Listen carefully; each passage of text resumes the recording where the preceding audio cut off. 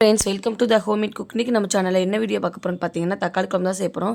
வீட்டில் சுத்தமாக காயே இல்லை, அந்த மாதிரி டைமில் இந்த மாதிரி தக்காளி வச்சு ஈஸியான தக்காளி குழம்பு தான் சேர்ப்போம். அதுக்கு நான் 1/2 கிலோ தக்காளியை நல்லா கழுவி இந்த மாதிரி கடாயில் வேக வச்சு எடுத்துக்கணும். தக்காளி எப்படி வெந்துருச்சுன்னு பார்த்தீங்கன்னா, இந்த மாதிரி தோல் நீங்கி வரும். இப்படி வந்துச்சுன்னா வெந்துருச்சுன்னு அர்த்தம். நம்ம நல்லா மிக்சரில் மாற்றி நல்லா ஃபைன் பேஸ்ட்டாக அரைச்சி எடுத்துக்க போகிறோம். அதுக்கப்புறம் ஸ்டவ் ஆன் பண்ணிவிட்டு கடாயை வச்சு தேவையான எண்ணெய் ஊற்றி கடுகு 1/4 டீஸ்பூன் சோம்பு, பெரிய வெங்காயம் 2 நல்லா வதக்கிட்டு, அதுக்கப்புறம் 2 டீஸ்பூன் இஞ்சி பூண்டு விழுது சேர்த்து நல்லா வதக்கணும்.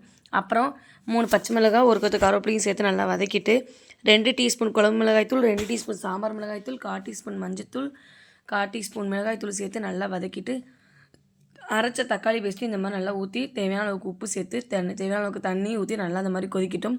சைடில் நம்ம மிக்ஸி ஜார் எடுத்து ஒரு சில் தேங்காய், 1/4 டீஸ்பூன் சீரகம் சேர்த்து நல்லா பல்ஸ் மூடாக அரைச்சி எடுத்துக்கணும். அதுக்கப்புறம் தேவையான அளவுக்கு தண்ணி ஊற்றி நல்லா ஃபைன் பேஸ்ட்டாக அரைச்சி எடுத்துக்கணும். இந்த சைடில் குழம்பு நல்லா கொதிச்சதுக்கப்புறம் அந்த தேங்காய் பேஸ்ட்டையும் போட்டு தேவையான அளவுக்கு தண்ணி ஊற்றி நல்லா இந்த மாதிரி கலந்து விட்டுக்கணும். அவ்வளோதான், தக்காளி குழம்பு ஈஸியான முறையில் நம்ம செஞ்சிட்டோம். இந்த வீடியோ உங்களுக்கு பிடிச்சா லைக் பண்ணுங்கள், ஷேர் பண்ணுங்கள், கமெண்ட் பண்ணுங்கள், மறக்காமல் சப்ஸ்கிரைப் பண்ணிக்கோங்க. நெக்ஸ்ட்டு ஒரு இன்ட்ரெஸ்டிங்கான வீடியோ மீட் பண்ணலாம். ஓகே, பாய்.